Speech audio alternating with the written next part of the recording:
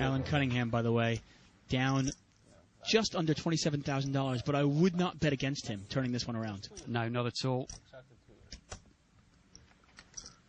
I certainly wouldn't rule out Tom Dwan still being the big winner here, and he's down about 27,000 as well. Anything can happen with Tom in the house.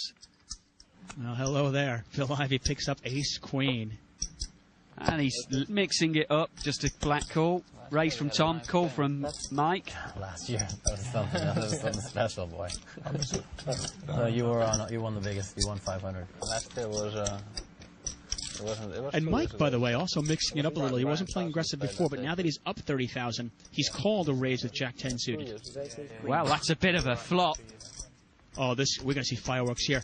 Queen, Jack, 8 of diamonds, 3 diamonds out there. Tom Dwan has flopped the flush, but Ivey's got the ace of diamonds. And he's got the top pair.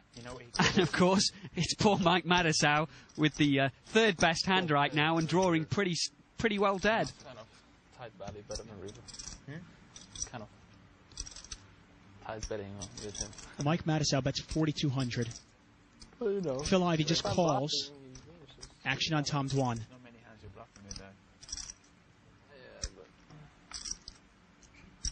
Going to be curious to see whether he just wants to just a call, or maybe the re-raise. No, if you're in Tom Dwan's spot, do you wait to the turn to make the big move? Tom Dwan is only $73,000 deep. I say only, but I wouldn't be surprised to see all of it go in eventually. Maybe a break and maybe a double up. Favors the turn.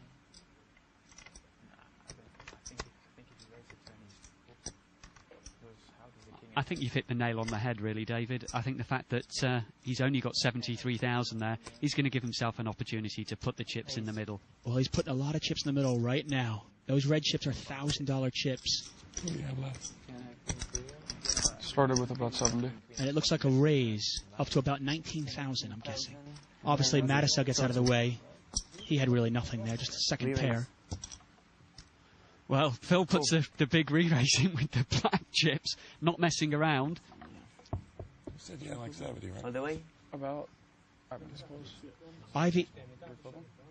They're just checking. I think he's moved him all in. Yeah, Ivey has essentially moved Tom Dwan all in. Tom Dwan is called. Phil needs to catch.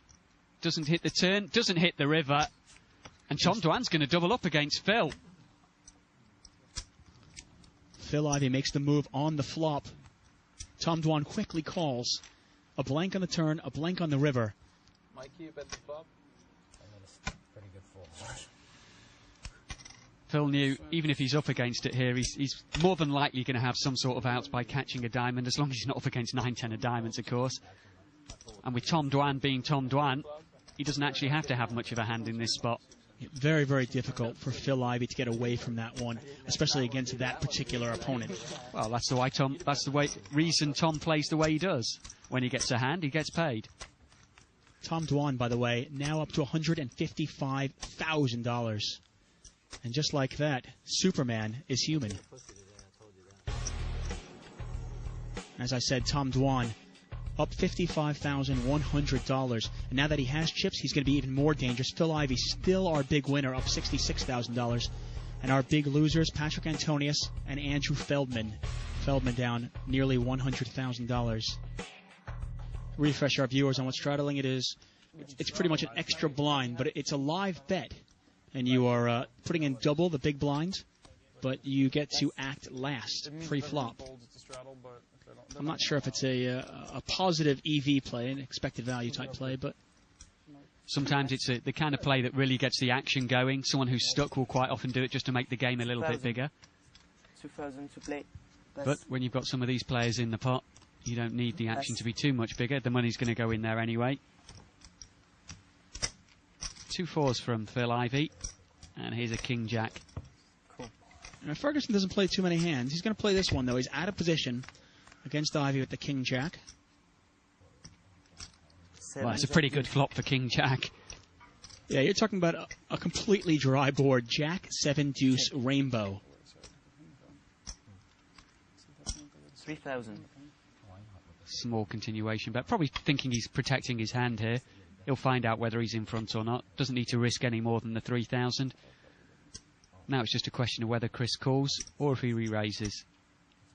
It's an interesting spot to be in, because if you're Chris Ferguson, all you really have right now is reverse implied odds. Because I don't think Phil Ivey's going to put another chip in the pot once he gets called or raised. But if a 4 comes off, you could lose a lot of chips. That's true, but if he puts the re-raise in to protect his hand, the only way more chips now go in the pot is if he's behind. So, well, he's decided to make the re-raise, just protect his hand, maybe find out where he is. Nothing wrong with either play. Both have their strategies.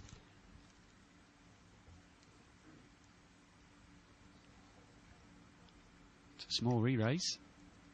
Now he's just made it bigger, and he's out of position.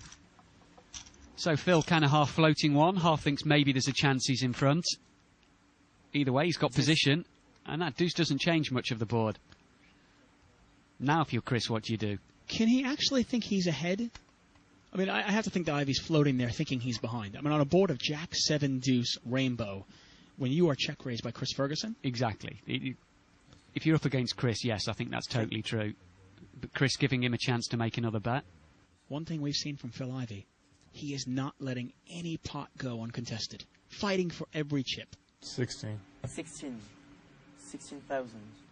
And he bet 16,000.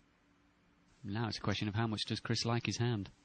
Well, inherently, this is the problem with playing a hand like King Jack offsuit out of position against somebody of Phil Ivey's caliber.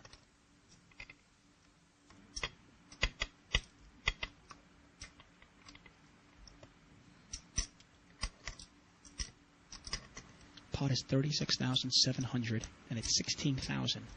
Back to Ferguson.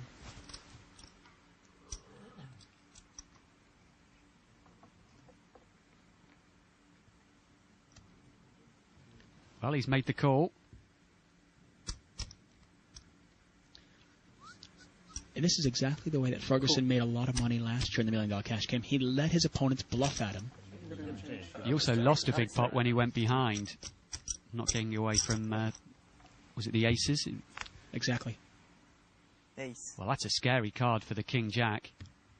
Of course, he's either up against a bluff or he's not.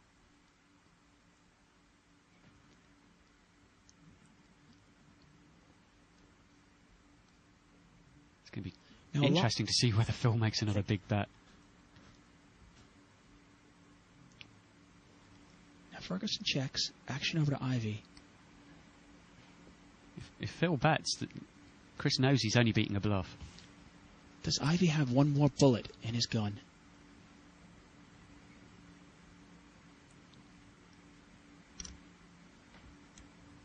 I think Ivey's always got more bullets in his gun.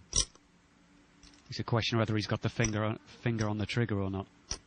Now, the one thing that's so dangerous about Ivey is Ferguson knows he will value bet pretty light.